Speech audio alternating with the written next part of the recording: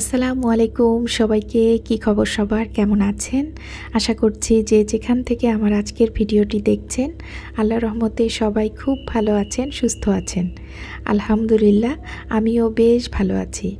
সেই যে ভোরে উঠেছি, তারপর ছাদে এসে আমি নিজেও একটু এক্সারসাইজ করে নিলাম। সেই সাথে আলোটা ফোটার সাথে সাথে যখন ভিডিওতে একটু ভালো লাগছে দেখতে, তখনই ক্যামেরাটা অন করে নিলাম এবং এখন গাছের যত্ন নিচ্ছি।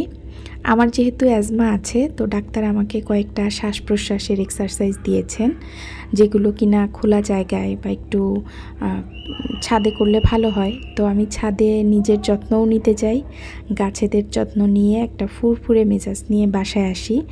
তারপরেই তো বাসায় এসে বাচ্চাদেরকে ঘুম থেকে তুলে দেই, ওরা ফ্রেশ হতে থাকে। ওরা ফ্রেশ হয়ে দেখা যায় রেডি হতে থাকে স্কুলের জন্য, আর ওদের নাস্তা বানাই। সেই সাথে আমি রান্নাঘর থেকে ওদের সাথে কিন্তু কথা বলতেই থাকি, পানি নিয়েছো কিনা, বই খাতা ঠিকঠাক মতো ব্যাগে আছে কিনা, স্কুলে কিভাবে থাকবে, মানে এরকম বলতেই থাকি। তো আজ ওদেরকে পরোটা দিয়েছিলাম নাস্তা, ভিতরে ডিম আছে, চিজ আছে, একটু টমেটো সসও আছে। তো ওরা এই নাস্তাটা বেশ মজা করে খায়। তারপর ওদের বাবা ওদেরকে স্কুলে দিয়ে আসলো, আর এরপর ওর বাবা দিয়ে আসার পর বাসায় আসলো। এই সময়টায় আমাদের রাজ্যের যত গল্প থাকে দুইজন মিলে গল্প করতে থাকি, আর সাথে তো থাকে চা। গল্প করলে তো চলবে না, একটা নির্দিষ্ট সময় পর তাকে তার কাজে যেতে হয়।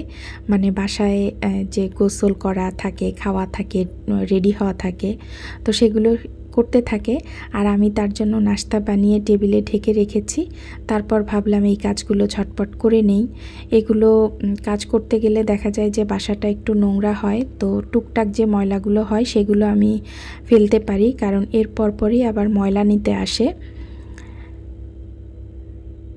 আমি এখানে আমার আপুদেরকে কিছু কথা বলি। আমরা যারা ভিডিও করি আমাদের জন্য কিন্তু আলোটা খুব গুরুত্বপূর্ণ। সানলাইট পর্যাপ্ত থাকলে খুবই ভালো হয়। আমার বাসায় আলহামদুলিল্লাহ আলো বাতাসের কোনো সমস্যা নেই, কিন্তু সকাল থেকে একটু মেঘলা মেঘলা মতো, মানে ঠিক মেঘলাও না আবার একদম যে পর্যাপ্ত রোদ সেটাও না। তো যার কারণে দেখলাম ভিডিও করতে গেলে লাইটটা না জ্বালালে আমার ভিডিওটা ভালো আসছে না। তো যার কারণে আমাকে লাইটটা জ্বালিয়ে নিতে হয়েছে। তো এটা কেন বলছি, কারণ লাইট আবার জ্বালালে তখন দিন রাতের পার্থক্যটা বোঝা যায় না। বেসিক্যালি এটা কিন্তু আমি একদম সকালের দিকে এই কাজগুলো করে নিচ্ছিলাম। আমরা সংসার করতে করতে আমাদের গৃহিণীদের কিন্তু এরকম হয়, আমরা নানান ধরনের জিনিস কিনে থাকি। কখনো জিতেছি, কখনো ঠকেছি, কখনো হাই হাই করেছি, কখনো হতাশায় পড়েছি। তো এরকম কিন্তু হয় আমাদের, তাই না? তো আমারও হয়। তবে এই দুটো প্রোডাক্ট কিনে আমার একই সাথে আমি যেমন উৎফুল্ল হয়েছিলাম, তেমনি আবার হাই হাই করেছি যে কেনার পরে আমার খুবই ভালো লেগেছে এবং খুবই কাজের জিনিস। আর এরপরে আমার বাসায় আরও দুটো হলে ভালো হতো, 2 বাথরুমের জন্য। মানে এটা খুব নাইস একটা অর্গানাইজার, খুব ছোট তো, আর খুব অল্প জায়গা নিয়ে থাকে। তো দেখা যায় বাথরুমের যে জিনিসগুলো থাকে সেগুলো আবার সুন্দরভাবে অর্গানাইজ করে রাখার জন্য আবার কাভার করাও থাকলো। তো সেই কারণেই আমি আরও দুটো কিনতে চেয়েছিলাম, পরে আর পাইনি।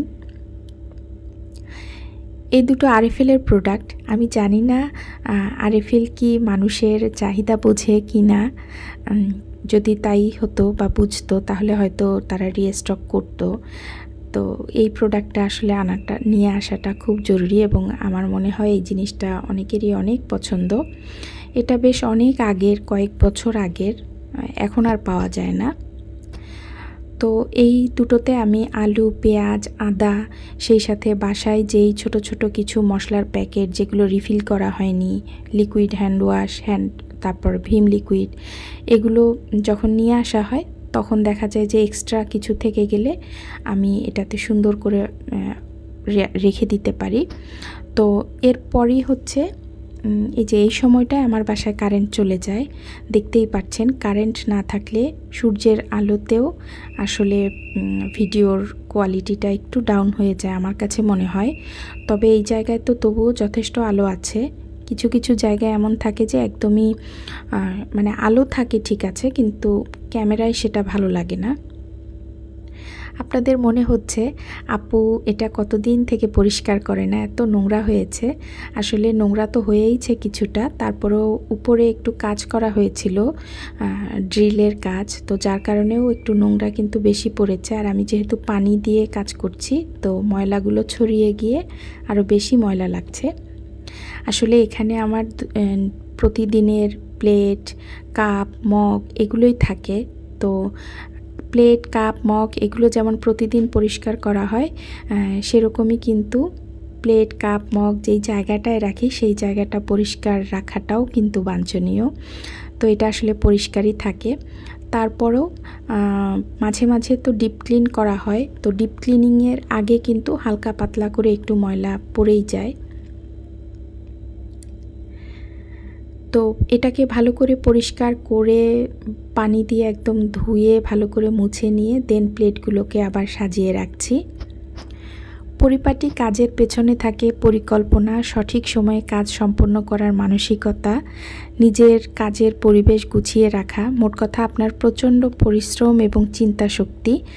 ভাবছেন এত কিছু করার কি দরকার বা কি পাওয়া যায়? আমার উত্তর হবে এখানে প্রশান্তি। এই যে এটা গুছিয়ে নেয়ার পর, এটা পরিষ্কার করে নেয়ার পর আমার ভিতরে যে একটা শান্তি লাগছে, এটা আসলে কাউকে বলে বোঝানোর মতো না, এটা শুধু ফিল করার ব্যাপার। আমি কিছু স্পেসিফিক কাজে মানে স্পেসিফিক নিয়মই ফলো করি, তার অন্যথা হয় না। তবে প্রায় 1 মাস হলো এই জিনিসটা কেন আমি এরকমভাবে ইউজ করছি আমি আসলে নিজেও বুঝতেছিলাম না কোন কাজে নিজেকে ব্যস্ত রেখেছিলাম। এই যে বাসায় আসা ভিম লিকুইড, তারপর যে হাত ধোয়ার জন্য যে লিকুইড, হ্যান্ড ওয়াশের যে লিকুইডটা আসে, তো সেটা রিফিল আমি না করেই দেখা গেছে যে যেটা যেভাবে কিনে এনেছি সেভাবে করেই ইউজ করছিলাম, যেটা আমার একদমই অপছন্দের কাজ। তো আজ ভাবলাম যে এগুলোকে যেই জায়গায় থাকে সেগুলোকে সেই জায়গায় রেখে আমি রান্নাঘরটা সুন্দর মতো একটু ডিপ ক্লিন করব। আমি জানি না আপুরা এই পর্যন্ত আমার ভিডিওটি দেখছেন কিনা। যদি দেখে থাকেন আর আমার ভিডিওটি আপনাদের কাছে ভালো লাগে, প্লিজ আমার চ্যানেলকে সাবস্ক্রাইব করে দেবেন। সেই সাথে আপনাদের দেয়া একটি লাইক এবং কমেন্ট আমার জন্য অনেক অনেক গুরুত্বপূর্ণ। আপনাদের দেয়া একটি লাইক এবং কমেন্ট আমার ভিডিওটিকে আরও অনেকের কাছে পৌঁছে দেবে। যদি আমার ভিডিওগুলো বেশি ভালো লাগে আমাকে কমেন্ট করে জানাবেন, আমার বেশ ভালো লাগবে। আর ভিডিও রিলেটেড কোনো প্রশ্ন থাকলেও আমাকে করতে পারেন, আমি আনসার করার চেষ্টা করব। মাঝে মাঝে একটু করে রেস্ট নিয়েছি, তারপরে দুপুরে খাওয়া দাওয়া করেছি। যদিও রান্না আমার ফ্রিজে আগের রাতের ছিল, তো হালকা করে একটু গরম করে নিয়েই সেরেছি। আর বাচ্চারা স্কুল থেকে আসার পর ওদের দাদা বাসায় গিয়েছিল, তো ওরা তো দাদা বাসায় খাবারটা খেয়েছে, যার কারণে দুপুরে আমার রান্নার তেমন একটা চাপ ছিল না। তো আজ আমি বেশ পরিশ্রমের কাজগুলো করেছি, যেই কাজগুলো করলে আমার কয়েকটা দিন একটু শান্তিতে কাটবে। এখানে ডিম নিয়ে আসা হয়েছিল, ডিমগুলোকে ভালো করে ধুয়ে আমি পানি ঝরাতে দিয়েছিলাম। তো পানি ঝরে গেলে আবার একটা ঝুড়িতে তুলে রাখছি। তারপর বাসায় একটা তাল ছিল, তো তালের কাঁধ বের করে নিচ্ছি। তালের তিতা আমি এভাবেই ছাড়াই, অনেকে দেখি ডিরেক্ট দেয়, তো আমার কাছে সবসময়ই তাল একটু তিতা তিতা লাগে, যতই তিতাটা ফেলে দেই না কেন, তবে এইভাবে করে নিলে একটু কম লাগে। তো এই যে উপরে ছেঁকে নিয়ে তারপর একটা সুতি কাপড়ে তালটাকে অনেকটা সময়ের জন্য আমি ঝরাতে দিয়েছিলাম পানি। এই কাজটা মূলত আগের দিন করেছিলাম, মানে আজ আমি পিঠাই বানিয়েছি। তো এখানে চালের গুঁড়া, একটু ময়দা, নারকেল কুড়ানো, চিনি এগুলো দিয়ে তালটাকে মিক্সড করে একটু তালের বড়া বানিয়ে নেব। আমরা যে পিঠা খুব পছন্দ করি তাও না, আবার একেবারেই যে খাই না তাও না। হালকা পাতলা মাঝে সাঝে একটু করা হয়। তবে তালের পিঠাটা আমার হাজব্যান্ড একদমই পছন্দ করে না। বাচ্চাদের জন্য করা হয়, তো ওরাও দেখলাম যে খুব যে পছন্দ করে খাচ্ছে তা না। তবে আমি ওদের স্মৃতি তৈরি করতে, ওদের মেমোরি বানাই দিতে খুব হেল্প করি, এবং আমার মনে হয় যে ওদের স্মৃতিতে থাক। ওরা যখন একটা সময় বড় হবে তালের পিঠা নিয়ে গল্প থাকবে না, এটা আমার কাছে একটু কেমন লাগে। তো সেজন্যই মূলত মাঝে সাঝে ওদের জন্য একটু পিঠা করি।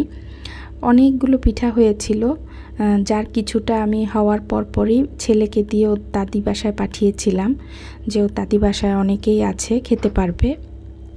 এখানে ছেলের স্কুল থেকে শীট দিয়েছে, তো শীট একটু মোটা টাইপের, এবং এটা এইভাবে পড়া শুরু করলে দেখা যাবে একটা সময়ে গিয়ে কিছু পেজ খুঁজেই পাওয়া যাবে না, খুলে খুলে যাবে, ছিঁড়ে যাবে। তো আমি সব সময় এই ধরনের শীটগুলো একটু বাইন্ডিং করে নিয়ে আসি। তো আপনাদের মনে হচ্ছে যে ম্যাজিকের মতো হয়ে গেল, আসলে তা না। আমি আপনাদেরকে প্রথমে শীটটুকু দেখিয়ে বাইরে গিয়েছিলাম একটু, তো ভাবলাম যে এটাও করে নিয়ে আসি। সেই সাথে বাচ্চাদের স্কুলের বেতন দেবার ছিল, তো সেই বেতনটাও দিয়ে আসলাম। তারপরেই তো এটা সন্ধ্যার পরই বাচ্চারা হুজুর এসেছে, তো বাচ্চারা পড়ছে, কোরআন পড়ছে। আর আমি ভাবলাম একটু বেড টেড গুছিয়ে রাখি। আপাতত আজকের মতো আমার কাজ শেষ। আর রাতে আমার শাশুড়ির বাসায় দাওয়াত আছে, মা আমাদেরকে সবাইকে গিয়ে খেতে বলেছেন, তো সেজন্য রাতের রান্নাও নেই।